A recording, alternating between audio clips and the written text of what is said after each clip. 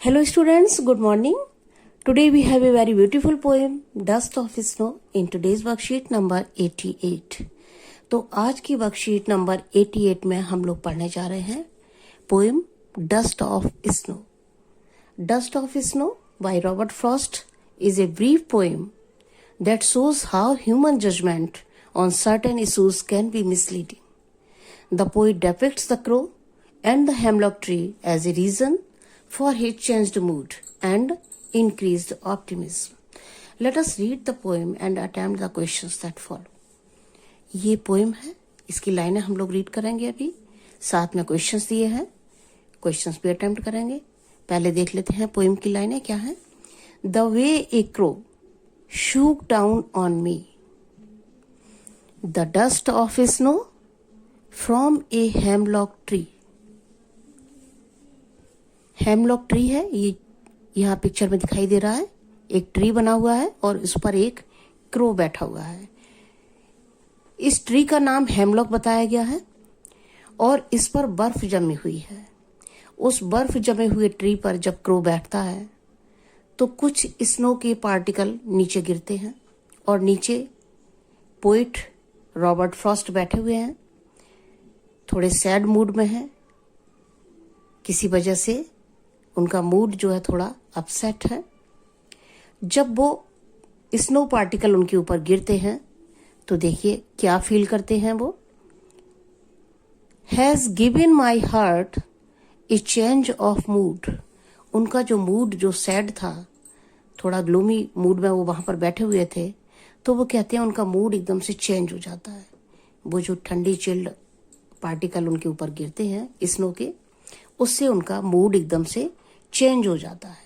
और वो कहते हैं and save some part of a day I had read.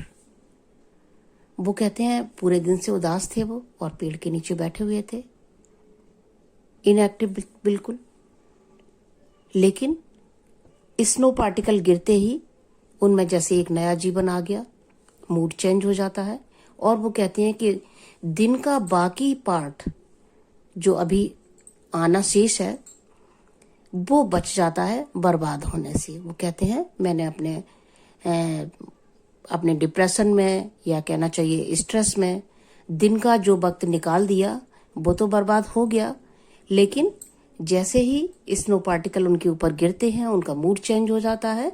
और वो कहते हैं कि दिन का बाकी हिस्सा अब मैं उसको अच्छे से यूज करूंगा, उसको बर्बाद होने से बचा लिया है मैंने.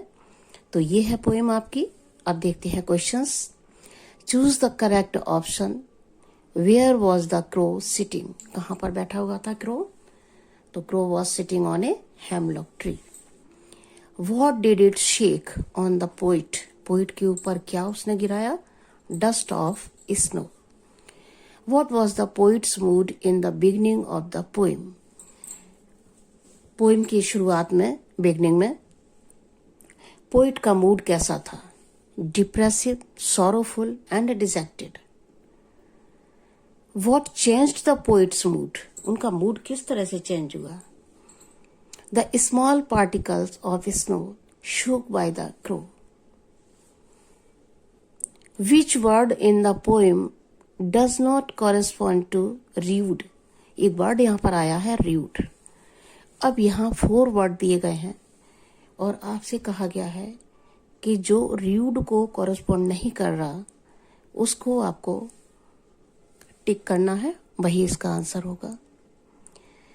तो देखते हैं. र्यूड का मतलब लामेंट, रिपेंट, बिमोन. सभी का मतलब पश्चाताप करने से, दुख प्रकट करने से है, लेकिन रेज्यूनेट ये वर्ड अलग है, तो इसको हम टिक कर लेते हैं. ये र्यूड को कॉरेस्पॉन्ड नहीं कर रहा है. What is the rhyme scheme of the poem. Poem की राइम स्कीम क्या है? तो यहाँ पर देखिए राइम स्कीम किस तरह से निकालते हैं. सभी बच्चे जानते हैं कि हम इस तरह से जो पोएम की लाइन की लास्ट वर्ड की साउंड होती है उसको हम मैच करते हैं. देखिए क्रो साउंड कर रही है स्नो से, तो क्रो के आगे ए लिख लिया. फिर दूसरी में साउंड अलग है इसलिए इसको बी कर दिया. क्रो से स्नो मैच कर रहे हैं, इसलिए एक फिर हम रिपीट करते हैं। और ट्री और मी ये सेम साउंड है, तो इसको भी बी कर लेते हैं। लेकिन फिर आगे देखिए, हर्ट, यहाँ पर एक नई साउंड आती है, तो ये हो जाएगा सी। मूड, ये भी एक नई साउंड है, तो इसको डी कर लेते हैं। फिर देखते हैं पार्ट, पार्ट और हार्ट ये दोनों मिल रहे हैं, तो इसको सी कर लेते हैं। और मूड से अगेन राइम कर रहा है र्यूड। तो इस तरह से मार्किंग स्कीम हमारी हो जाती है ए बी सी डी। और ये कहाँ पर आ रही है आपकी, ये सेकंड वाले ऑप्शन में। तो ये तो हो गया। अब आगे देखते हैं, how was the poets day saved. Poet का दिन किस तरह से बच गया, किस तरह से उन्होंने अपने दिन को बचा लिया, जो वो डिप्रेस होकर उनका दिन सारा खराब हो रहा था, किस तरह से वो अपने दिन को बचा पाए। The poet was feeling sad and depressed. He was sitting inactive under the hemlock tree, but the sprinkling of snow particles awaked him from inactivity.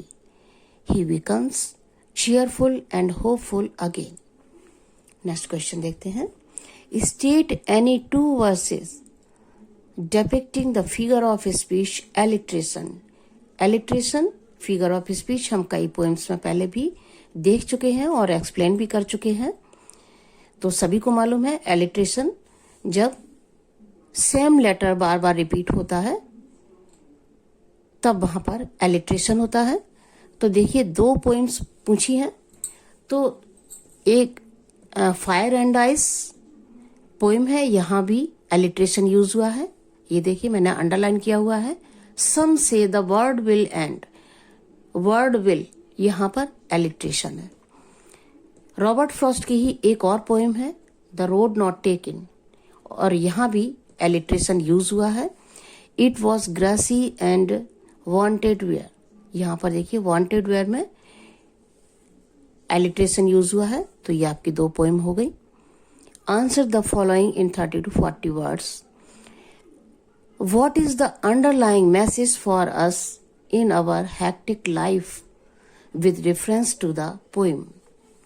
Poet जिस तरह से डिप्रेस थे किसी वजह से, वो रीजन तो नहीं बताया गया पोएम में, लेकिन इतना उन्होंने बताया है कि वो बहुत ही डिप्रेस थे, सैड थे। तो ऐसा हम लोग भी अपनी लाइफ में बहुत बार फील करते हैं। अब ये पोएम हमें कहाँ तक क्या मैसेज देती है कि हमें किस तरह से अपने आप को इस परिस्थिति में काम करने के लायक बनाना है और काम करना है हर परिस्थिति में। तो देखते हैं, the poem teaches us that we can turn our unpleasant thoughts to funny and humorous. Even small things can make us happy. We should not stick to our sorrows, stress and depression. We should try to shed off the burden of small things. छोटी छोटी बातों के ऊपर हमें ज़्यादा उनको गंभीरता से नहीं लेना। हमें अपने आप को चेंज करके, अपने मूड को चेंज करके आगे बढ़ना चाहिए। डिप्रेशन को अपने ऊपर हावी नहीं करना है। How does a simple moment prove to be very significant and saves the rest of the day of the poet from being wasted? Comment on the basis of the poem. Life is a struggle.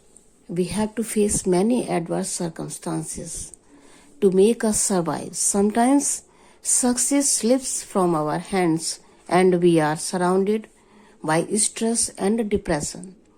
We should not forget that even trivial things can make us happy and joyful. So we should try to enjoy the small things also in our life. इस question का answer आप बच्चे अपने ढंग से लिख सकते हैं। ये जस्ट आपको एक हिंट दिया है। पोइट का मूड किस तरह से चेंज हुआ, इस पर भी आप एक दो लाइन यहाँ पर बना सकते हैं। वो कई बार डिस्कस हो चुकी हैं, इसलिए मैंने यहाँ पर रिपीट नहीं की है। आप एक दो लाइन पोइट के बारे में भी लिखकर इसको कंप्लीट कर सकते हैं।